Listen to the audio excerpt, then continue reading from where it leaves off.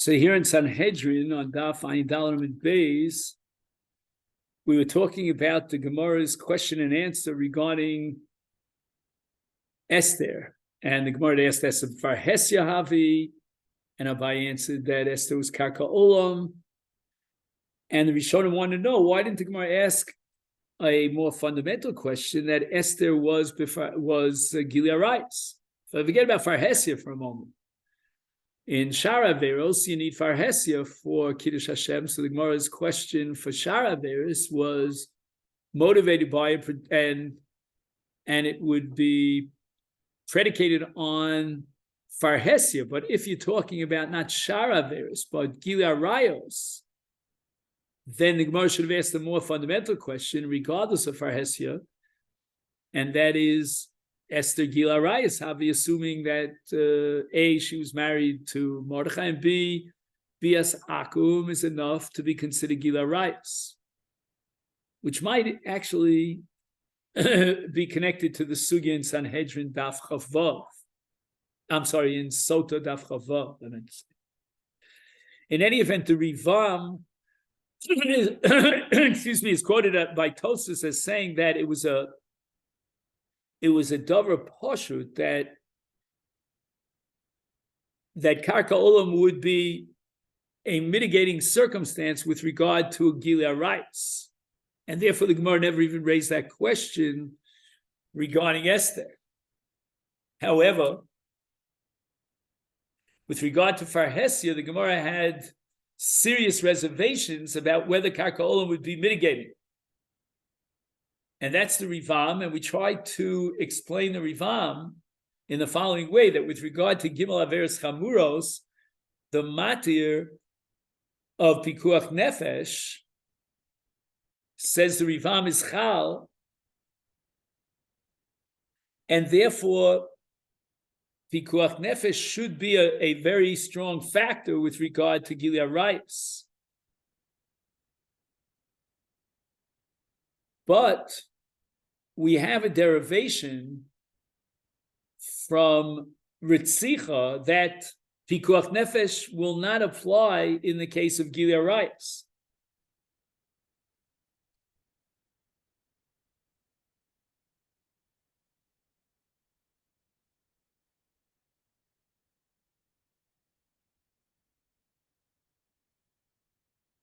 So in a certain sense, what we're finding here in Gilead Rayas is a battle, a face-to-face confrontation between the Matir Pikuach Nefesh and the Chumras Havera of Gilead Rayas. So in Shara Averos, we can certainly speak about Pikuach Nefesh and V'chai Bohem and being Docha the Isser completely.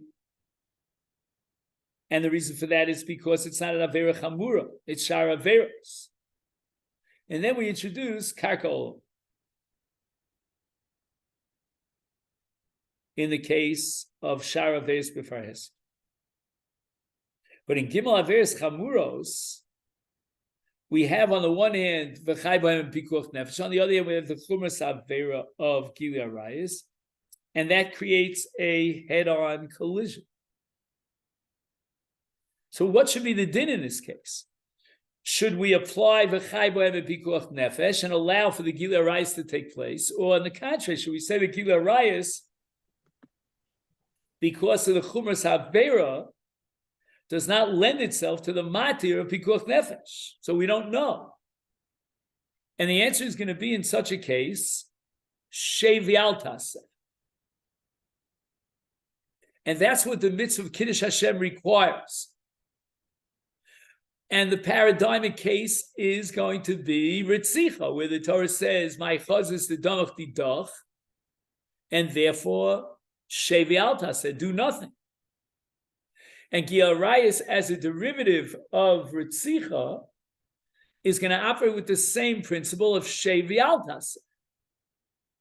Do not allow yourself to actively implement Gilead Rayas, even if it means giving up your life, and that's Kiddush Hashem. So the Pikuach Nefesh and the Matir of V'chai B'hem is there. I mean, it's lurking in the shadows. But in actuality, we have against that the Chumras Avera of Gili Arayos, and now the mitzvah of Kiddush Hashem dictates Shevi Altas. And Esther, in her situation as a Niveles, is considered Shevi Altas. That's called Karka Olam. And in cases of Shevi Altas, you don't have any obligation of Kiddush Hashem to go beyond. And this, according to Rivam, was understood by the Gemara from the get-go. So the Gemara never raised the question of Esther and Gili Arayos, because the Gemara understood that in Gili Arayos, when we weigh V'chai Bohem against the Chumras Havera, we settle at Karka Olam, at Shevi Altas. And that's for sure enough to justify Esther as a Karka Olam in Gili Arayos.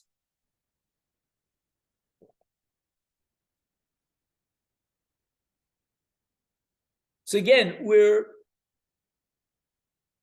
radically departing from what we assumed until now, namely that the Chumras Havera completely obliterates the V'chai Bohem. And the Chai Bohem is not Chal as a Matir. No. The Chai Bohem is as a Matir, but against that Matir we have a Chumras Havera of Gimel Arayos, and that leads us to a stalemate, a kind of a teku. And in a case of a teku, of a stalemate, we don't know which is more powerful and which should overwhelm which, whether it's the Pikuach Nefesh or it's the Chumras Havera. Shevi Altas, do nothing.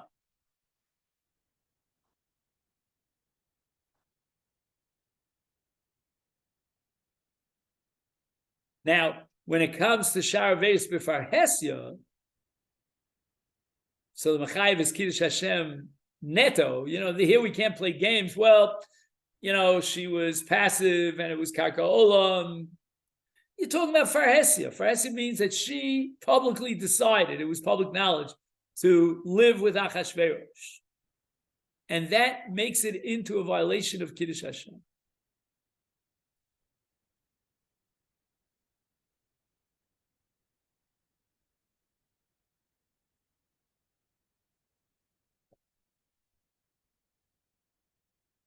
So the Gemara thinks that if Kiddush Hashem should apply in Shar Aveis for Farhesia, it matters not whether she's active in the violation of Shar Aveis or passive or Karkol. That was the Havamina of the Gemara. Hence, the Gemara asked and objected to why Esther was allowed to be married to Achashverosh.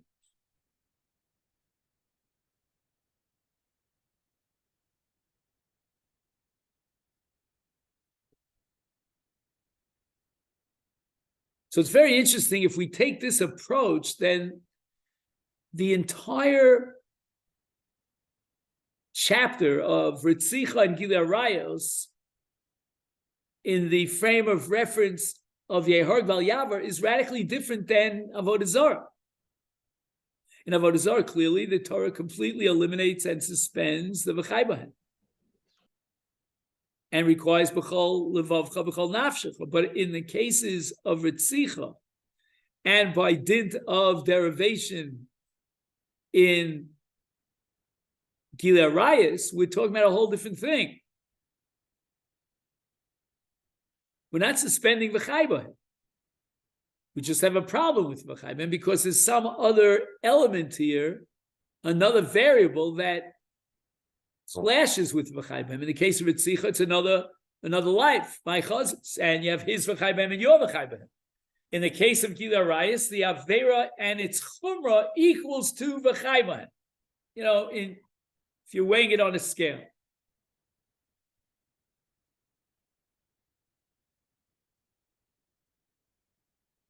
And in the case of Gili Arayos, what's going to be like the Machriya? What's going to finally decide in this tug of war of two equal forces of Pikuach Nefesh and V'chai Bohem on the one hand, and the Chumras Avera of Gilui Arayos on the other, it's going to be Kiddush Hashem. And Kiddush Hashem tells you that here you are not allowed to actively violate Gilui Arayos and just simply be passive.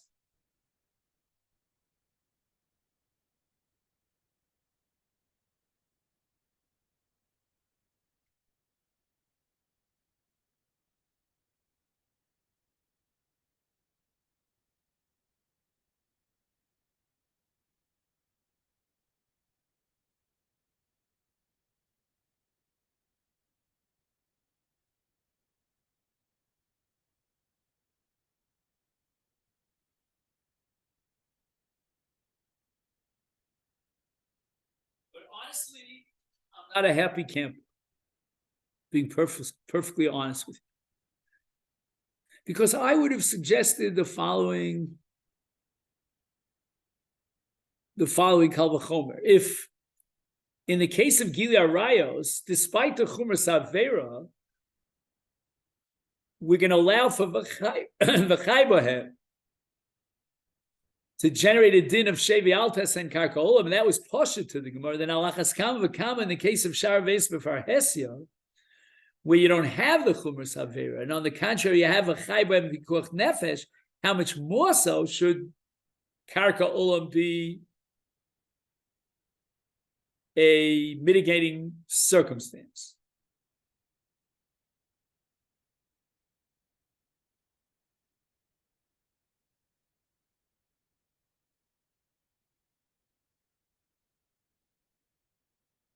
Because in the case of Shar Averos, you've got V'chai Bohem, and you've got Shar Averos, which are not Chamuros. So at best, you could say that because of Kiddush Hashem,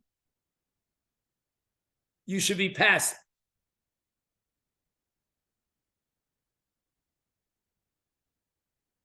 But to say that, let's say in this case of Esther, she would have to give up her life b'shei v'altas in Karka Olam, in the Havmin of the Gemara, that doesn't make any sense. You've already established within the framework of Kiddush Hashem that when there's a stalemate, a standoff, then you apply the principle of Karka Olam. How much more so in the case where you have Pikuach Nefesh and you're lacking the Chumras Avera, certainly Shevi Altas and Karka Olam should be a mitigating circumstance. I don't understand.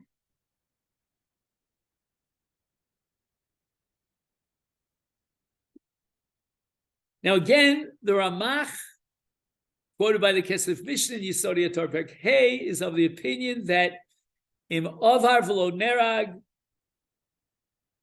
when he's required to give up his life and he fails to do so, there's no onus. He'll be punished with the full brunt of the law. The only exception to that rule would be when they could do the Maisa on his body against his will. Baal Korcha. But when he makes a decision and he decides that his life is more important, and even though he does that because of fear of death, the Ramach holds that's not called onus.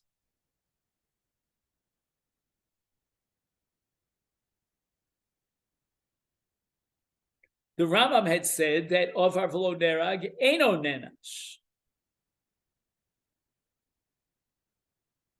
Let's assume that according to the Rambam, we have a matter of Pikuach Nefesh, and that's offset with an equally powerful Chumras Avera. So he's not allowed to violate that Avera based on Pikuach Nefesh,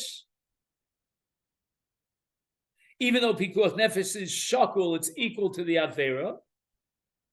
And that's because it's a chiyuv of Kiddush Hashem.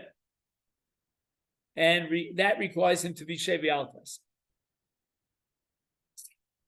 Im Ovar, says the Rambam, Eino Nenash.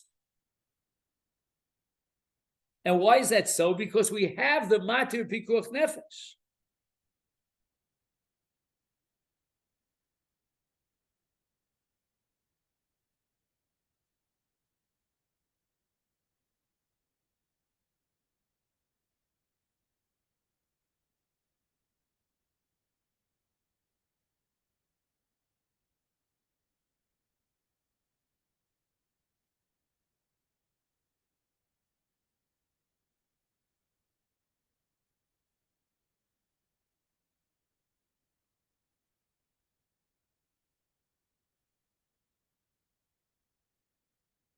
Again, I don't know. The Rambam doesn't mention pikuach nefesh here. The Rambam mentions ones. I don't know.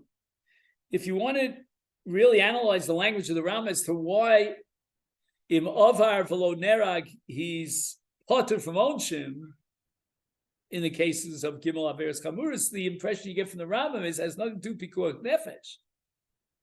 It has to do with ones, as a p'tur of onshim, not as a matir. And then again, in the case of chole, the Rambam says that bezdin manishin also. If he violates one of the three averes chamuris for the sake of saving himself, in the case of refuah, then the Rambam paskins manishin also. But if you have pikuach nefesh, then why do we punish him?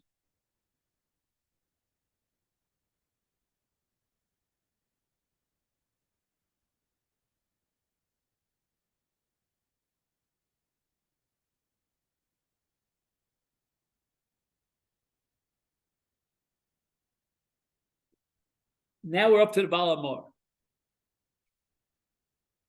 Now I don't pretend to understand the Baal Hamor, and I'm not going to convince you that in the next 10 minutes that we have remaining at our disposal, we're going to finish the Baal Hamor. But I just want to, scratch the surface of the Baal Hamor.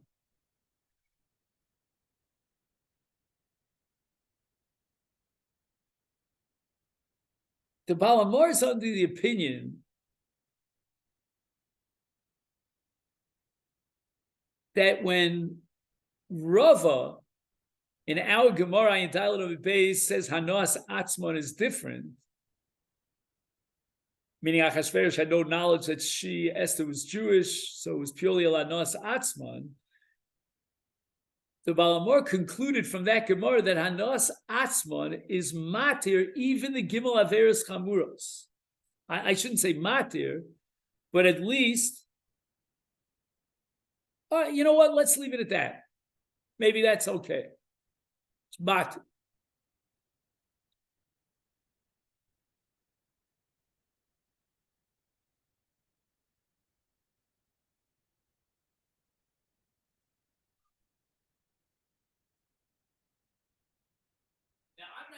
In the world, why Hanos Atzmon should be relevant to Gimel Averes Chamuros, like Avodah Zarah, or let's take even a more profound question like Gilui Arayos. I mean, apparently the Baal Hamor is operating within the framework of Kiddush Hashem. He's not operating within the framework of Chumas Avera, because Chumas Avera doesn't change as a result of Hanos Atzmon.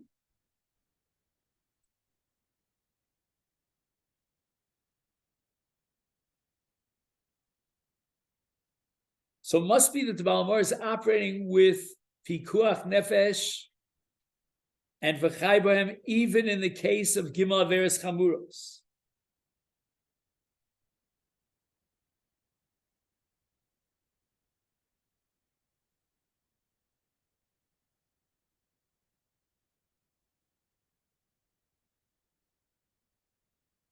So let's go back with our theory of head-on-head collision, and we've got pikuach nefesh against the chumas haver of Gilui Arayos.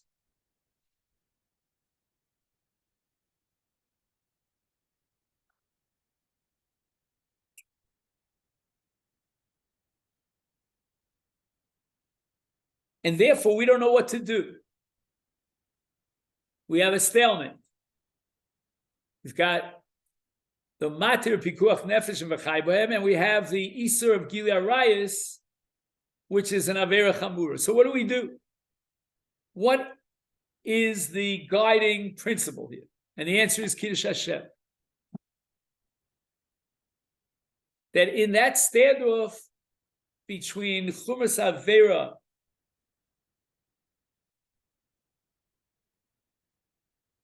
and v'chai bohem, we apply the principle of Kiddush Hashem. It's almost like you now have an opportunity to give up your life al Kiddush Hashem, and the Torah is going to require you to do so. So if we're operating within the framework of Kiddush Hashem, then Anos Atzmo Shain.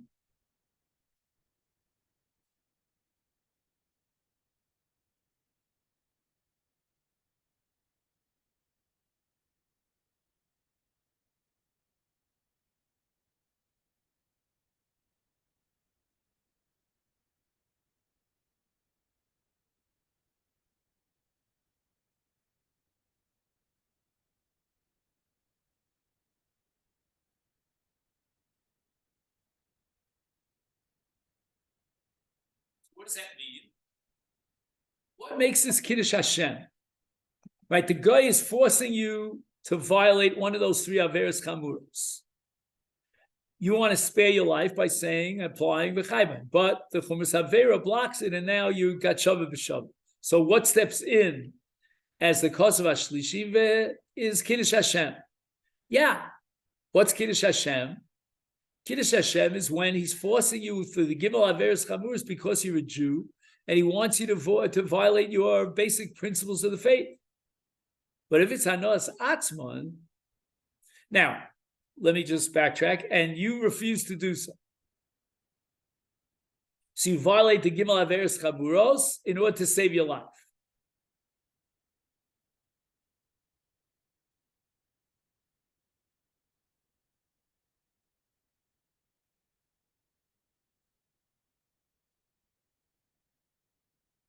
So that's called Chil Hashem.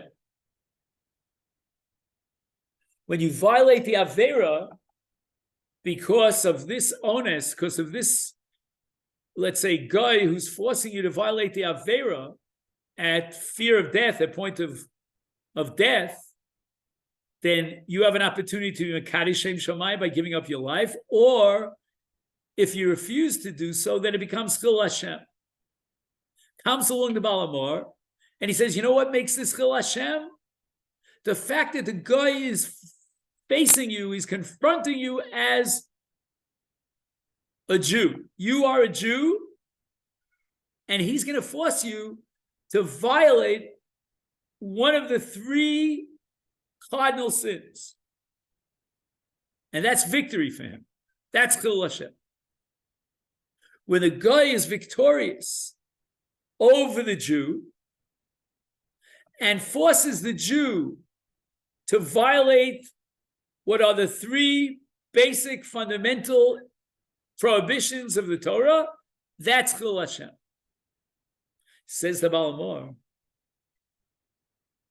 only if the guy is doing it to fight the Jewish religion. But if he's doing it lanos atzma, for his own pleasure, Achashverosh is not even aware of the fact that she's a Jew, then there's no Kiddush Hashem, or its corollary, Chil Hashem.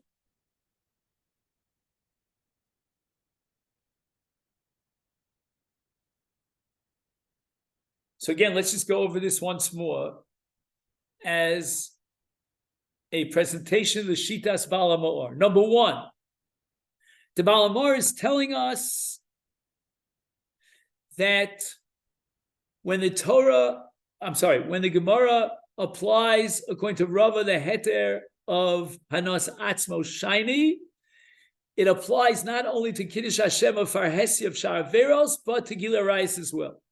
And we ask the obvious question, in Gilui Arayos, the Chumash Averos Machayev, what difference does it make in the world? Whether the guy is motivated for this or for that, it's the Chumash Avera. The Torah didn't allow you to override that Avera, even for the sake of saving your life. So what's the mitigating factor here of Hanos Atzmo Shaini?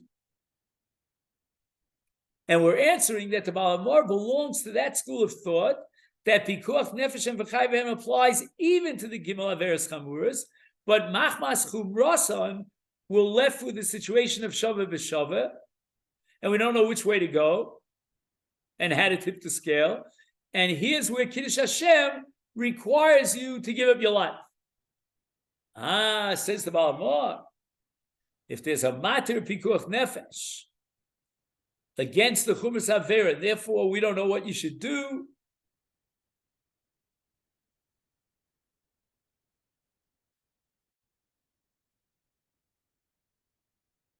is then Kiddush Hashem kicks in. And if Kiddush Hashem kicks in, and Kiddush Hashem obviously is the flip side of Chil Hashem, then we ask the following question: what is motivating the guy who's forcing you? Is it because he wants to undermine the Jewish faith, or is it Lanos Atzman? And if it's Lanos Atzman, then for Esther to give herself over to Hashverosh, who's motivated only Lanos Atzman, that's not Chil Hashem. Okay, then? So that's where we're going to stop for today in the Balamor, and you'll tell me what the schedule is for tomorrow. Okay, then? I'm available in the morning. Okay, so Belina there, unless you hear from me otherwise, Okay. we'll try to fit in the morning. I hope, John, if you can find out. I don't know about Jeff. I never know his Tuesday schedule, but Yeah, his Tuesday is not with us usually. and what John is also not with us on Tuesday sometimes. For the second. What do you say? He's usually not here the second one. He's here sometimes for the first one. So maybe that's what we'll do. We'll make a pshara. We'll learn some psachim and maybe not so. Okay, we'll see. Okay. We'll play it by ear. Okay, then. All right. Great. All right, Have a very great good. day. Thank you. And,